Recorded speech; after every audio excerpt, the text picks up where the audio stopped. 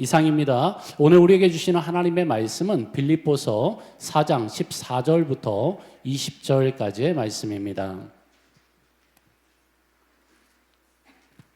빌립보서 4장 14절부터 20절까지의 말씀을 우리 한 절씩 교독하시겠습니다. 그러나 너희가 내 괴로움에 함께 참여하였으니 잘하였도다. 빌립보 사람들아, 너희도 알거니와 복음의 시초에 내가 마게도냐를 떠날 때에 주고받는 내 일에 참여한 교회가 너희 외에 아무도 없었느니라. 데살로니가에 있을 때에도 너희가 한 번뿐 아니라 두 번이나 나의 쓸 것을 보내었도다. 내가 선물을 구함이 아니요 오직 너희에게 유익하도록 풍성한 열매를 구함이라. 내게는 모든 것이 있고 또 풍부한지라. 에바브로디도 편에 너희가 준 것을 받음으로 내가 풍족하니 이는 받으실 만한 향기로운 제물이요 하나님을 기쁘시게 한 것이라. 나의 하나님이 그리스도 예수 안에서 영광 가운데 그 풍성한 대로 너희 모든 쓸 것을 채우시리라. 함께 읽겠습니다. 하나님 곧 우리 아버지께 세세 무궁하도록 영광을 돌릴지어다. 아멘.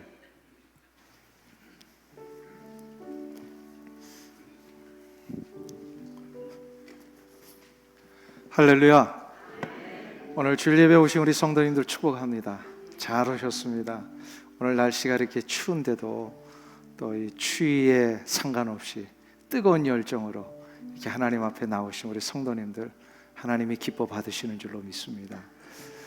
또 감사한 것은 지난 1월 15일부터 우리 2월 7일까지 21일 15분 연속 체인 기도를 하나님 앞에 우리 모두가 한마음이 돼서 드렸는데, 이 일을 위해서 수고하신 우리 모든 분들께 진심으로 감사드리고요, 하나님이 우리의 기도를 분명히 받으셔서 응답하고 계시는 줄로 믿습니다.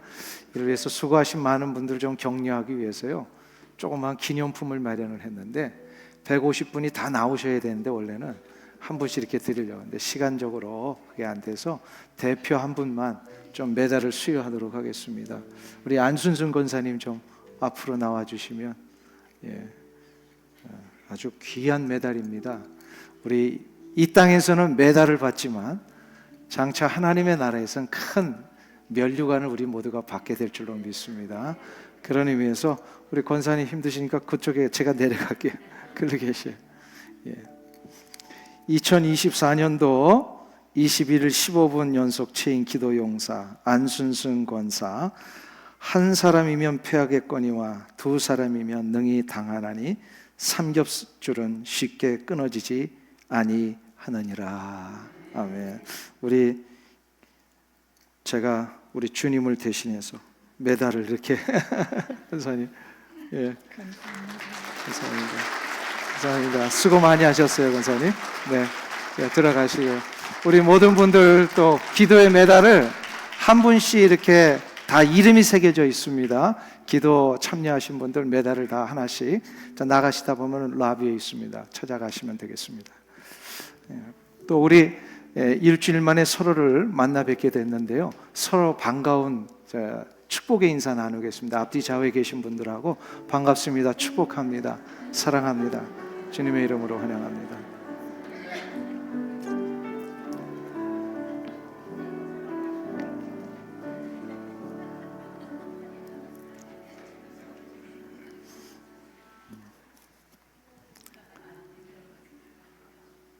할렐루야 찬양대는 아직도 인사가 좋습니다. 이렇게 진한 인사를 하셔야 돼요. 그래서 멀리 계신 분들에게는 손도 좀 흔들어 주시고 또 필요하면 좀 허그도 해주시고, 이렇게 해서 귀한 사랑의 교제가 있기를 간절히 소망합니다. 사도 바울은 지금 빌립보 교회 성도들을 향하여 감사의 편지를 쓰고 있다고 얘기했습니다. 그래서 지금 빌립보 교회 성도들로부터 받은 이 귀한 헌금과 사랑의 선물을 받아들고서 그 기쁨과 감사를 전하고 있는 겁니다. 사도 바울의 기쁨과 감사는 단순히 자신에게 부족했던 물질적인 상황이 해결된 것에 대한 이 기쁨만이 아니라, 지난주에 우리가 살펴본 대로 빌립보 교회가 개척 초기부터 함께 바울과 꿈을 꾸어왔던 하나님 나라에 대한 열정과 복음의 헌신이 중단되지 아니하고 그 마음을 계속해서 간직해 왔다라고 하는 요 사실에 사도 바울이 더 기뻤던 거예요. 처음에 신앙도 제대로 서 있지 않고 뭐가 뭔지도 분별하지 못했던 초신자들을 양육하고 훈련해서 저들에게 하나님의 나라의 꿈과 선교의 비전을 같이 나눴는데, 사도 바울이 그 교회를 떠난 이후에도 그 꿈과 비전을 끝까지 간직해서 사도 바울을 위해 헌신하고 헌금을 보내주고 이런 것을 보면서 아하, 정말로 이 빌립보 교회 성도들이 귀한 신앙으로 자랐구나. 이게 너무 감격스러운 거예요. 그래서 이 기쁨의 편지를 에바브로디도편에 보내면서 오늘 읽은 본문이 이제 거의 빌립보서의 마지막 부분에 와 닿아 있는데, 이 마지막 자신의 교회 성도들을 향한 마음을 담으면서 간절한 소망이 담겨져 있습니다. 그 소망은 크게 오늘 본문에 보면 세 가지로 나누어질 수가 있는데요. 그러니까 사도 바울이 빌립보 교회 성도들에게 마지막으로 이렇게 좀 살았으면 좋겠습니다, 이렇게 되기를 원합니다 라고 하는 소원이에요.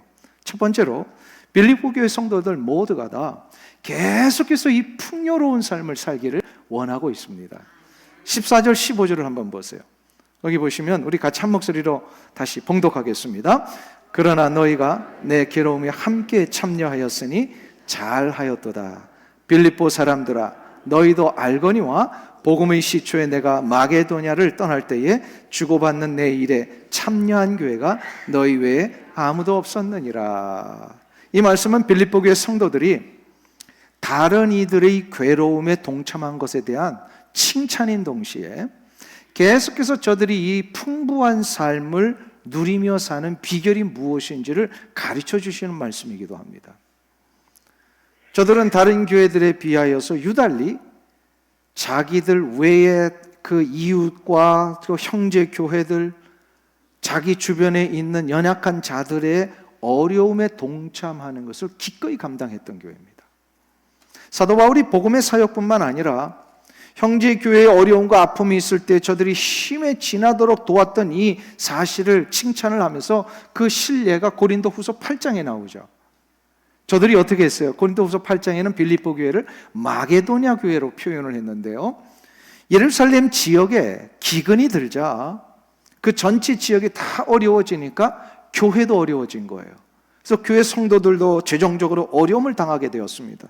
이때 빌립보 교회가 예루살렘 교회를 향하여 헌금을 했는데, 그 헌금을 어떻게 표현했어요? 힘에 지나도록 했다. 자기들이 할 수 있는 이런 수준을 이상으로 했다는 거예요. 빌립보 교회들도 실은 여전히 로마 제국하에 살면서 그리스도인들로 살기 때문에 차별과 제약을 겪어야 했습니다. 정당한 경제 활동을 할 수가 없었어요, 그리스도인들은. 그리고 불이익을 늘 당해만 됐었습니다. 이 때문에 경제적으로 넉넉할 수가 없었어요, 빌립보 교회 성도들도. 그럼에도 불구하고 이렇게 경제적으로 자기들도 어려운 때이지만 자기들을 주님께 드리겠다는 이 마음만큼은 계속해서 불타올라 있었습니다, 빌립보 교회 성도들. 이 때문에 자기들의 부족함 속에서도 하나님의 뜻을 쫓기 위하여서 사도 바울의 선교를 도왔고 또 연약한 다른 교회 지체들을 도울 수 있었던 교회, 바로 빌립보 교회예요. 사도 바울이 지금 빌립보 교회 성도들의 이 마음과 이 자세, 이것을 계속해서 유지할 때 여러분들에게는 풍요로움이 계속해서 일어날 것입니다. 이거를 얘기를 하는 거예요. 내가 진짜 뭔가 많이 가져서 풍요로움이 아니라 이미 내 안에서부터 풍요로움이 있기 때문에 나눠줄 수 있었고 베풀 수가 있었고 섬길 수가 있었더라는 거예요. 근데 그래서 14절에 뭐라고 얘기를 합니까? 잘하였도다. 잘하였도다. 이거는 칭찬인 동시에 권면입니다. 잘하고 있으니까 그거 계속하십시오. 그러면 여러분들의 삶은 더욱더 풍요로워질 것입니다. 이야기를 하는 거예요. 우리 주변에도 가만 보세요. 누군가를 이렇게 잘 돕고 섬기는 분들이요, 그분이 뭐 돈이 많아서 그렇게 하는 게 아니더라고요. 보니까 이미 자기 안에 풍요로움이 있는 분들이 이렇게 섬기더라고. 그러니까 진짜 풍요로움은요, 얼마나 많이 가지고 있느냐로 되는 게 아니라 얼마나 많이 나누고 섬기느냐로 그의 풍요로움이 나타나더라고요. 이 풍요로움, 내 안에 풍요로움이 있는 자들은 어떻게 이게 됩니까? 우리 지난주에 살펴보았죠. 자기 안에 자족의 능력이 있는 자들이 풍요롭더라고요. 자족이라는 게 뭐예요? 내게 주어진 이 모든 것이 다 누가 주신 것이다라는 거, 하나님이 주신 것이다라는 것을 분명히 인식하고 내게 주어진 이것을 감사하며 만족하며 살 수 있는 삶, 이게 바로 자족의 능력이라고 그랬습니다. 그러니까 내게 주어진 이 모든 것 하나님이 아시기에 내게 가장 적절하게 가장 필요한 것을 하나님이 나보다 더 잘 아셔서 채워주신 거예요. 믿으십니까? 이게 바로 풍요로움을 누리는 비결이고 자족의 능력이라고 그랬어요. 그래서 이 모든 것이 다 누가 주셨다고요? 하나님. 자, 그러면 여쭤볼게요. 여러분들 가지고 계시는 돈 누구 거예요? 누구 거예요? 요때 이제 다 갈등하시죠. 근데 정확하게 우리가 물질이 무엇인지를 성경적으로 정리하셔야 됩니다. 이 물질이라고 하는 것은요, 하나님께서 내가 이 세상을 사는 동안 관리하고 사용하라고 맡겨주신 것입니다. 그래서 돈은, 물질은 내 물질이 아니라 하나님이 내게 맡겨주신 달란트입니다. 달란트 비유 아시죠? 달란트예요. 그래서 이 물질을 하나님을 위하여 잘 사용하면 더 맡겨주십니다.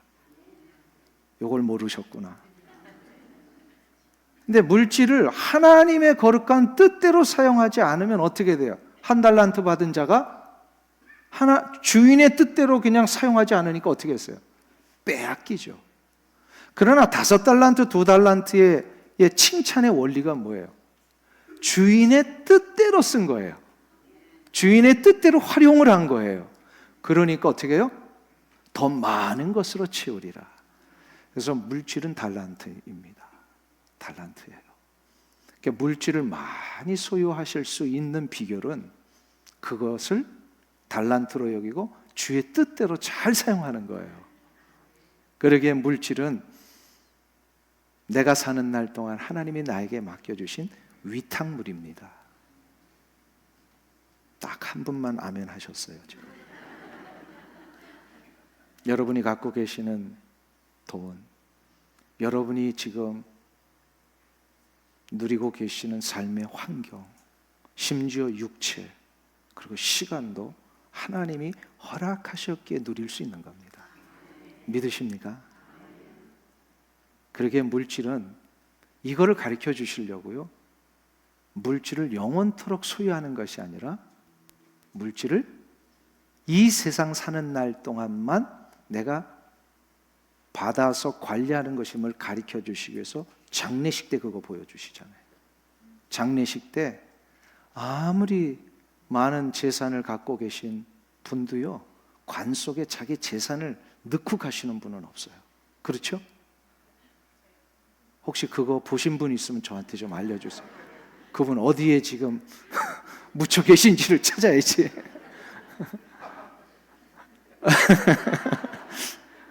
한번 보세요. 자기가 죽을 때 이거를 다 안고 갔던 사람들의 무덤을 보세요. 다 파헤쳐집니다. 다 독을 당했어요. 그 파라오의 무덤을 보세요. 귀중한 모든 보물들은 다 가져가 버렸습니다. 자기의 무덤이 온전하려면 어떻게 되는 거예요? 관 속에 가져가면 안 돼요. 이게 사인이에요. 아하, 물질이라고 하는 것은 이 세상 사는 날 동안만 맡겨주셨던 것이구나. 그래서 어떤 분이 이런 표현을 하십니다. 내가 사용한 돈만이 내 돈이다. 내가 사용한 돈만이 내 돈입니다. 그러니까 아무리 쌓아놓고 저축해 놓아도 언젠가는 전혀 나와 상관없는 돈이 돼버리더라는 거예요. 남기고 가는 것은 결코 내 돈일 수가 없습니다. 근데 저는 여기에 한 가지를 덧붙이고 싶습니다. 하나님의 나라를 위하여 사용한 돈만이 영원히 남습니다. 주님은 말씀하셨습니다. 너희 보물을 하늘에 쌓아두라. 하늘의 보물을 쌓는다는 것은 하나님의 나라를 위하여 나의 가장 소중한 것을 사용하는 것을 말합니다. 하나님의 나라를 위하여 사용한 물질만이 하나님의 나라에 쌓아놓는 물질이 됩니다. 하나님의 나라에 쌓아놓은 물질만이 영원한 물질이 됩니다. 영원히 물질을 남길 수 있는 사람만이 이 세상과 저 하나님의 나라에서 부유하게 살 수가 있습니다. 풍요롭게 살 수가 있습니다. 그리스도의 공동체 안에 있는 연약한 지체들을 위해 나의 것을 사용하고 주님의 몸된 교회를 위하여 하나님 나라의 확장을 위하여 영혼의 구원을 위하여 여러분의 가장 소중한 물질과 시간과 육체와 여러분의 심지어 인생마저도 사용하실 때 여러분은 진정한 부요함의 능력을 얻으실 것입니다. 이 은혜가 있기를 축원합니다. 그래서 다시 한번 우리 외치고 가시자고요. 돈은 누구 것이다? 그리고 돈은 내가 사용한 것만이 내 돈입니다. 그리고 마지막으로 한 가지 더, 하나님의 영광을 위하여 사용한 돈만이 영원한 물질이 됩니다. 자, 그럼 두 번째로 사도 바울이 이것을 가르쳐 준 후에 두 번째로 빌립보 교회 성도들에게 소원하는 바를 또 밝힙니다. 그게 바로 뭐냐면 이 빌립보 교회 성도들이요, 이 생명의 열매를 맺기를 간절히 소원하고 있습니다. 17절을 한번 보세요. 17절 말씀 같이 한 목소리로 읽겠습니다. 내가 선물을 구함이 아니요 오직 너희에게 유익하도록 풍성한 열매를 구함이라. 열매가 있기를 원한다, 이 뜻이에요. 여기서 유익한 열매입니다. 유익이라고 하는 것은 이 장사 용어입니다. 상업적인 용어인데요, 이익이란 뜻입니다. 이자가 남는다라는 뜻입니다. 지금 사도 바울이 빌립보 교회 성도들에게 복음의 역사를 위해 헌신하고 투자하며 그 길을 끝까지 갈 때에 나타나게 되는 이익이 있다는 거예요. 유익이 있다는 거예요. 그 유익이 뭐냐면 풍성한 열매가 맺혀질 것입니다. 이 열매가 구체적으로 뭡니까? 바로 생명의 열매입니다. 생명의 열매에 이 역사가 나타나면요, 생명의 회복들이 일어납니다. 생명의 회복. 죽은 자가 살아납니다. 이 길을 끝까지 가면 하나님의 나라의 영광을 위하여 살고 나의 가지고 있는 모든 소중한 것을 하나님을 위하여 내가 기꺼이 쓰여지고 사용될 때에 바로 생명의 열매가 일어나는데, 이때 죽은 자가 살아나는 역사, 절망하던 자가 소망을 찾는 역사가 일어나고 불안과 근심에 쌓여 있던 자가 기쁨과 평강을 누리는 역사가 일어나게 됩니다. 우리 주변에도 보면은 아픔과 상처 때문에 헤매어서 나오지 못하는 많은 사람들이 있는데, 우리가 하나님의 영광을 위하여 하나님의 나라의 확장을 위하여 나의 소중한 것을 사용하며 나갈 때에 이것이 쓰이는 곳곳마다 치유와 회복의 역사가 일어나고, 피곤함과 인생의 절박함 때문에 곤고하여 어찌할 줄을 몰라 하는 많은 사람들이요, 새로운 쉼과 안식을 얻습니다. 이것이 우리 교회가, 또 우리 교회에 속해 있는 성도들이 주 예수 그리스도의 복음의 역사를 위해 가야 할 중요한 방향입니다. 앞으로 21세기의 교회가 새로이 붙들고 가야 할 선교의 한 방향이 있다면 바로 이 생명과 회복의 역사를 이루는 쪽으로 자꾸 우리가 집중해야 합니다. 20세기에 들어오면서부터 수많은 젊은이들, 지식인들이요, 방향을 잡지 못하고 방황하고 공고함에 빠졌던 아주 심각한 때가 있었습니다. 그게 바로 1960년대입니다. 그 대표적인 것이요, 바로 서구 사회에 파도처럼 막 밀려왔던 히피 문화였습니다. 히피 문화 아시죠? 이 히피 문화의 핵심은 뭐냐면 저저마다 마음의 중심을 찾지 못하고 방향을 잡지 못하고 있었던 이들이요, 이 문제를 해결하고 싶은데 방법이 없었어요. 그래서 저들이 찾은 게 뭐냐면 내가 원하는 방식대로 사는 게 최고다. 내가 하고 싶은 대로 하는 것이 기준이다. 그래서 이들이 히피 문화에 젖은 사람들, 젊은이들이요, 지식인들이 뭘 합니까? 자유분방한 삶을 시작을 합니다. 어떤 것에도 얽매이고 싶지 않은 그런 삶을 위해서요, 자신들이 모든 것의 절대적인 기준이라는 걸 이제 주장하기를 시작을 합니다. 그래서 히피 문화에 젖은 많은 사람들이요, 마약에 찌들어 살게 되고 문란한 집단 생활을 하게 되고 기존의 질서와 전통을 거부하는 이런 아주 급진적인 일들을 벌이게 됩니다. 이 문화가 아직도 스며들어 있어요, 서구 사회에. 가만히 보면은 그때 그 문화예요. 이거를 많은 학자들은 커다란 문화의 흐름이라고 해서 포스트 모더니즘이다, 이렇게도 진단을 합니다. 포스트 모더니즘의 핵심이 이거예요. 내가 모든 것의 기준이고 중심이다. 내가 좋으면 그게 진리예요. 내가 좋지 않으면 그것은 안 되는 거예요. 나만 좋으면 되니까. 그래서 자유를 부르짖는 겁니다. 원래 미국 사회의 자유는 어떻게 시작이 됐죠? 영국의 청교도들이 왜 미국을 왔습니까? 영국 정부의 이 억압과 신앙을 억압하는 것으로부터 자유하기 위하여 미국에 온 거예요. 근데 그 자유의 개념이, 신앙의 자유를 얻기 위해서 왔던 이 자유의 개념이 지금은 어떻게 버립니까? 나는 모든 것에 구속받지 않고 모든 것에 자유롭게 살겠다는 이런 내가 모든 것의 중심이 된다라고 하는 자유로 바뀌어져 버렸습니다. 그러니까 지금 이게 아주 심각한 문제가 되고 동성연애도 나오게 되고 세속주의와 진화론과 이런 것들이 그냥 계속해서 우리의 삶 가운데 퍼져 있게 되는 것입니다. 이들의 문제를 1960년대에 보면서 안타까운 심정으로 분연히 일어났던 한 목회자가 계셨습니다.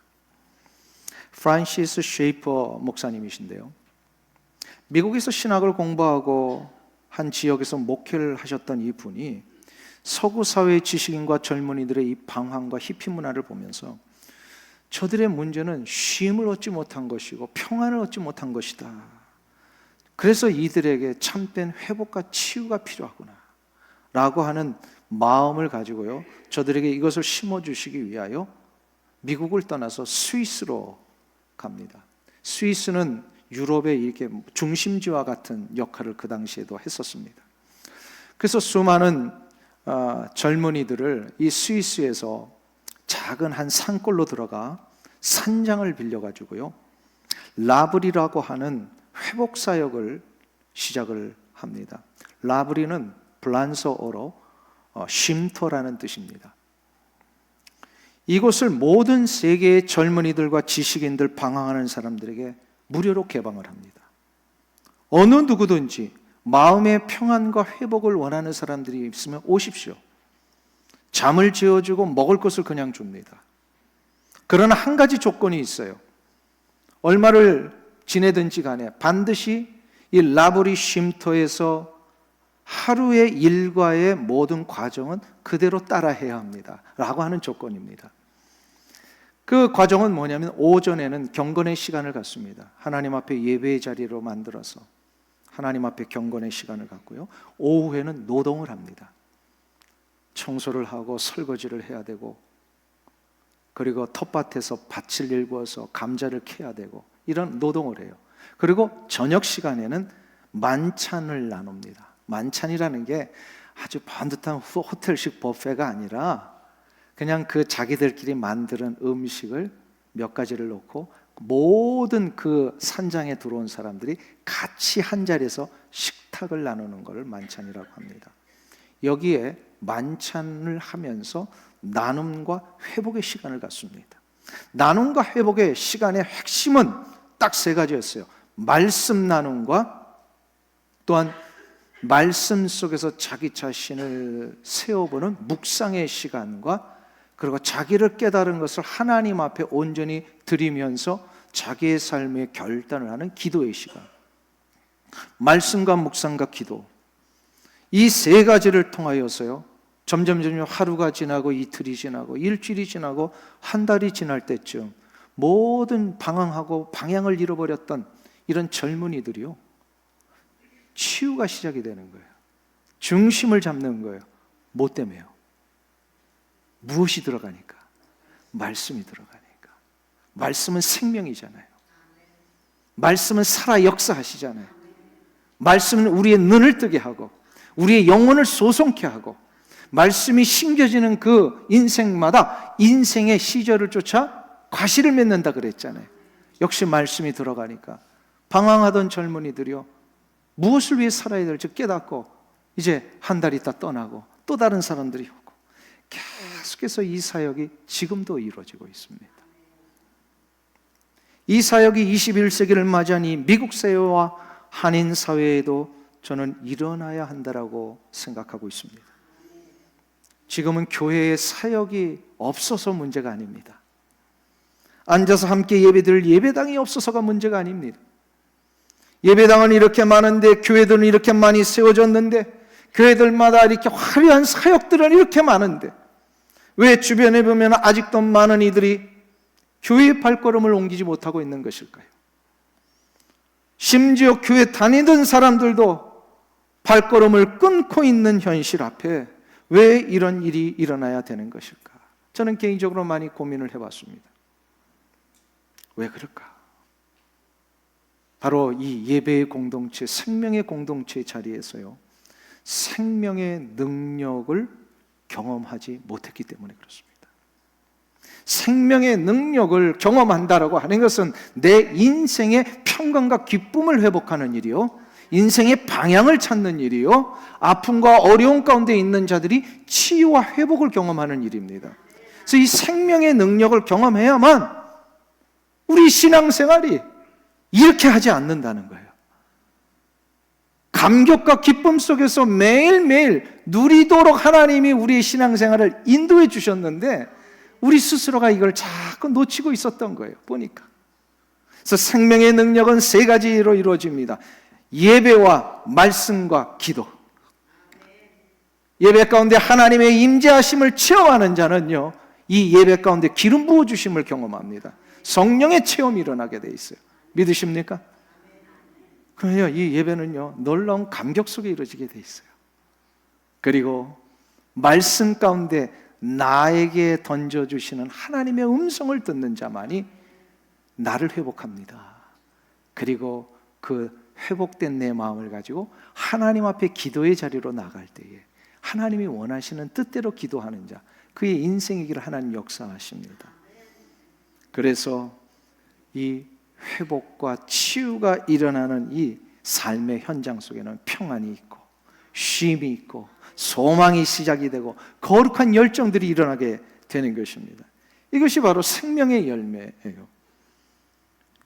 그래서 이 생명과 회복의 역사가 우리 오렌지 카운티 한인교회에도 지금 일어나고 있는 줄로 믿습니다. 뿐만 아니라 이게 이민사회와 저 미주에 있는 모든 교회들 가운데 일어나야 될 줄로 믿습니다. 저는 이것을 위해서 좀 많이 기도하고 있어요. 이 사역이 지금 필요하다. 이 사역이 필요하다. 생명과 회복 사역. 다시 한번 정리합니다. 생명과 회복의 사역은 세 가지로 이루어집니다. 뭐요? 첫 번째로 예배와 또한 말씀과 기도입니다. 예배를 통하여 또 말씀을 통하여 기도를 통하여 이 놀라운 생명의 능력을 소유하시고 회복의 역사를 경험하시길 주의 이름으로 축원합니다. 마지막 세 번째로 사도 바울은 빌립보 교회 성도들이 하나님의 공급하심을 매일마다 체험하기를 원하고 있습니다. 실제로 물리적인 공급해 주심, 이거를 체험하기를 원하는 거예요. 우리 18절과 19절 한번 보실까요? 18절과 19절 말씀, 우리 다 같이 한 목소리로 봉독하겠습니다. 내게는 모든 것이 있고 또 풍부한지라 에바브라디도 편에 너희가 준 것을 받음으로 내가 풍족하니 이는 받으실 만한 향기로운 제물이요 나의 하나님이 그리스도 예수 안에서 영광 가운데 그 풍성한 대로 너희 모든 쓸 것을, 마지막에 보세요. 나의 하나님이 그리스도 예수 안에서 영광 가운데 그 풍성한 대로 너희 모든 쓸 것을 채우시리라. 채우시리라. 이 구절은 사도 바울이 자신의 형편과 선교지를 위하여 힘에 넘치도록 물질러 놓은 빌립보 교회 성도들을 향하여 선포한 축복의 메시지입니다. 하나님을 기쁘시게 한 물질, 경건의 실천으로 이웃을 돕기 위해 실천한 시간과 물질과 노력의 섬김은요, 반드시 하나님이 다시 채워주신다는 사실입니다. 믿으세요? 여러분이 주님의 거룩한 영광을 위하여 사용했던 모든 헌신들, 시간, 물질, 인생, 나의 육신적인 수고, 다 이거를 갚아주신다라는 뜻입니다. 갚아주시는 거예요.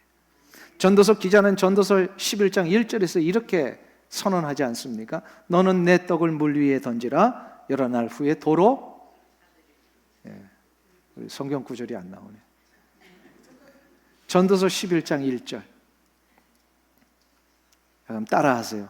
너는 내 떡을 물 위에 던지라. 여러 날 후에 도로 찾으리라.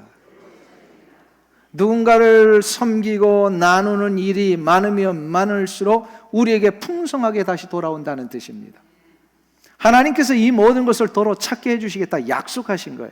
믿으십니까?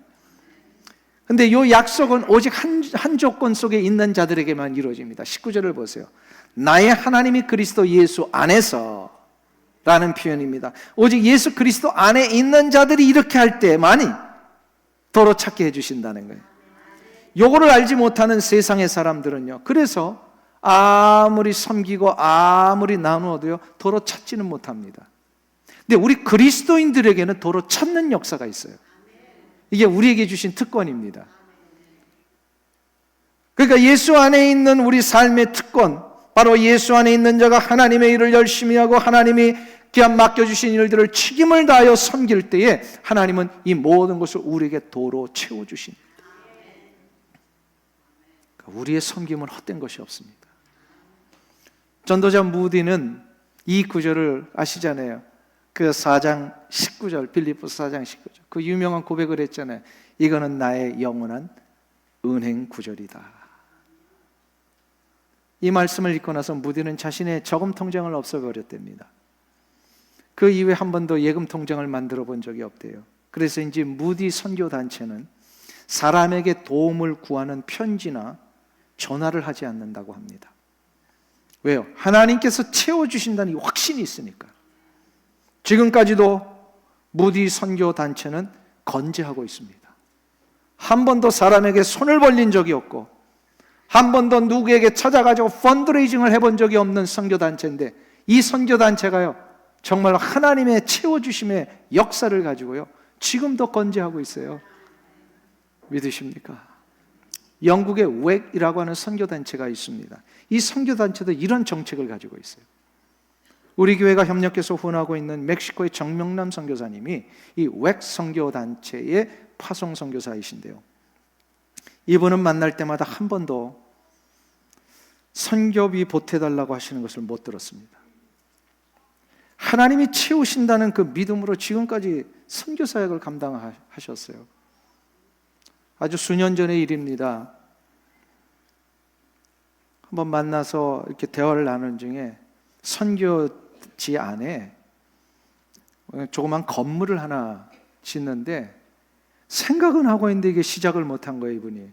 그러다가 어느 누군가에 이게 헌금이 보내져서 콘크리트 기초를 닦았는데 몇 년이 지났는데 계속 그 상태에 있는 거예요. 펀드레이징을 안 하니까 보내주시면 하고 안 보내주시면 못하고 뭐 이런 상황이었어요. 그래서 그거를 나중에 듣고서 참 마음이 귀한데 이 선교의 진척이 빠르지가 않잖아요. 그래서 기도하는데 우리 교회 성도님 한 분이 큰 헌금을 하셨어요. 그래서 이 선교지에 필요한 대로 좀 보내주세요. 그래가지고 선교위원회하고 이야기를 해서 이 정명남 선교사님 저기 콘크리트 기초만 있는데 그리고 이렇게 누군가 해가지고 이렇게 철근 이렇게만 꼽아놨는데 세우지를 못하고 있는 거예요. 그래서 이거를 거기로 보내면 어떻겠습니까? 오늘 했더니 이분이 흔쾌히 그것으로 보냈어요.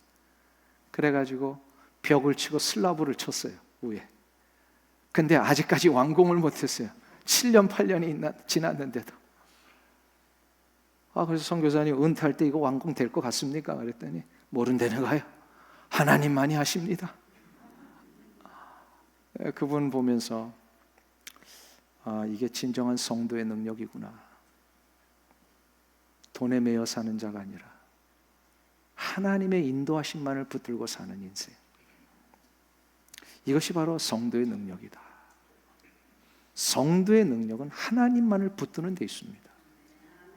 엘리야는 기롯 시냇가에서 그 시퍼런 칼날을 들고 자기를 죽이려고 하는 이세벨의 무리들을 피해서 기롯 시냇가에 숨어 있을 때에 앞날을 가늠하지 못하고 운둔생을 하고 있었던 이에게 하나님이요 먹을 것과 마실 것을 까마귀를 통하여 공급하셨어요.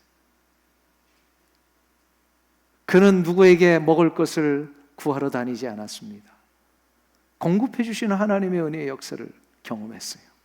이스라엘 백성들에게 하나님께서 광야에서 만나를 거둘 때에 하루분 이상은 걷지 못하게 하셨어요. 왜 그랬을까요? 하나님이 채우시는 그 은혜를 하루하루 붙들며 살게 하시기 위함이었습니다. 우리 주님은 마태복음 6장 26절과 27절에서 이렇게 말씀하고 계십니다. 공중의 새를 보라. 심지도 않고 거두지도 않고 창고에 들이지도 아니하되 너희 하늘 아버지께서 기르시나니 너희는 이것들보다 귀하지 아니하냐. 너희 중에 누가 염려함으로 그 키를 한 자라도 더할 수 있겠느냐? 그 다음 절 보세요. 너희 천부께서 이 모든 것이 너에게 있어야 할 줄을 아시느니라.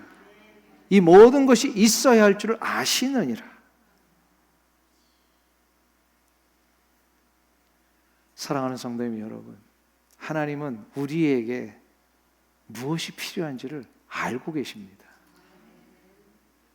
뭐가 부족해서 힘들어하는지를 알고 계십니다. 내 육체의 한계가 어느 정도까지인지를 주님은 내 육체의 한계도 아세요. 인생의 어려움 때문에 나가지 못하고 이렇게 장애물 앞에서 그냥 주저앉아 있는 것 같은 나의 상황을 하나님은 아십니다. 아실 뿐만 아니라 하나님은 해결책도 알고 계세요. 왜요? 나를 만드신 창조주이시잖아요. 그러니까 더 정확하게 알고 계시는 거예요. 만드신 분이 제일로 잘 아십니다. 나는 나도 잘 모르는데 하나님은 나를 너무 잘 알고 계셔. 믿으십니까? 그래서 내게 무엇이 있어야 할 줄을 아시는 하나님께서 채워주신다는 겁니다. 이게 우리 그리스도인들에게 주시는 특권이에요. 믿으십니까? 1차 대전을 배경으로 했던 한 영화의 장면인데요. 치열한 전투 후에 다들 전사를 했던 것 같고요. 오직 2명의 병사가 남았고 그 지역에 어떤 한 여인이 남아 있었습니다. 그래서 이 2명의 병사가 이 여인과 함께 이제 그 부대를 찾아서 가는 장면인데요. 저들에게 그 무거운 철로 만든 대포가 하나 있었어요. 이거를 끌고 부대로 복귀하는데 진흙이 범벅이 된 이 들판을 지나려니까 이게 얼마나 힘듭니까? 무거운 거 옮겨가는 게. 그래서 들을 지나니까 또 산이 나타나네. 그 높은 산을 이 3명이서 대포를 끌고 올라가서 내려갔더니 이번에는 막다뜨린 것이요, 강물이 나옵니다. 여기서는 이제 도저히 진행을 할 수 없는 거예요. 한 명의 병사와 이 여인은요, 이 대포 포기하고 건너자. 근데 다른 한 명의 병사가 자기 주머니에서 종이를 하나 꺼내가지고 그 반토막 난 연필을 가지고 이렇게 막 부력 계산을 해봅니다. 그러면서 제안을 하나 해요. 뗏목을 만들어 이 위에 대포를 실으면 우리 건너갈 수 있다. 계산해 보니까 그게 나온 거예요. 이 말을 들은 다른 한 병사와 여인은 안 된다. 이거 포기하고 가야 된다. 그 무거운 쇳덩어리가 어떻게 물 위에 뜨느냐 이 말이에요. 그러나 이 병사는 뗏목을 만들었습니다. 그리고 대포를 싣고 물 위에 드디어 띄워봅니다. 그랬더니요, 대포가 가라앉지 않고 진짜 물 위에 뜨는 거예요. 이때 다른 한 병사와 여인은요 깜짝 놀랐습니다. 어떻게 이게 되느냐 이 말이에요. 그런데 부력을 계산한 이 병사는 놀라지 않았습니다. 왜 그럴까요? 자기가 계산한 부력의 결과를 붙들었기 때문에 그렇습니다. 믿는 바 확신하는 것을 붙들면 그 어떤 고난과 환난이 와도 흔들리지 않습니다. 아무리 삶이 곤고하고 피곤해도 내 손에 지금 쥘 수 있는 그 무엇이 아무것도 없을지라도 우리가 흔들리지 않을 수 있는 이유는 바로 전능하신 하나님의 약속이 확실하기 때문에 그렇습니다. 하나님의 약속은 신실하시고요, 하나님은 한 번 하신 약속을 반드시 이루시는 분이십니다. 그래서 하나님의 약속보다 더 확실한 건 없어요. 하나님의 약속이 뭐라고 되어 계십니까? 오늘 사도 바울을 통하여 빌립보 교회 성도들에게 하나님이 약속하신 거예요. 나의 하나님이 그리스도 예수 안에서 영광 가운데 그 풍성한 대로 너희 모든 쓸 것을 채우시리라. 너희 모든 쓸 것을 채우시리라. 이 약속의 말씀이 바로 이 자리에 앉아 계신 여러분을 향하신 약속의 말씀으로 믿고 붙드는 자, 그 약속의 성취를 분명히 보실 것입니다. 사랑하는 성도님 여러분, 이 약속 붙드시고요, 여러분의 하나님 앞에서 드렸던 물질, 시간, 헌신, 이것이 진정 하나님을 기쁘시게 해드리는 향기로운 제물이 되었다면 하나님은 분명 여러분의 삶에 쓸 것을 채워주실 것입니다. 이 은혜가 있길 주 이름으로 축원합니다. 기도하겠습니다. 자비하신 아버지 하나님, 은혜와 사랑을 감사합니다. 하나님, 우리의 삶에 이렇게 풍성한 삶을 허락해 주시니 감사합니다. 모두가 다 자족하는 능력 주옵시고 이 모든 것이 다 하나님이 주신 것이기에 나에게 가장 적합하게 가장 좋은 것으로 주신 것임을 다 믿는 우리 성도들 되게 하여 주시옵소서. 그리하여 하나님의 영광을 위하여 내게 맡겨주신 물질과 시간과 육체의 힘과 나의 인생의 남은 시간들도 하나님의 영광을 위하여, 나의 이 귀한 영혼 구원을 위하여, 우리의 연약한 지체들을 위하여 사용할 때 그것이 영원한 하나님의 나라에 쌓이는 보물이 되게 하여 주실 뿐만 아니라 하나님, 그것을 이 세상 사는 날 동안 주께서 도로 채워주시는 놀라운 은혜의 간증들이 일어나게 하여 주시옵소서. 예수님의 이름으로 기도하옵나이다. 아멘.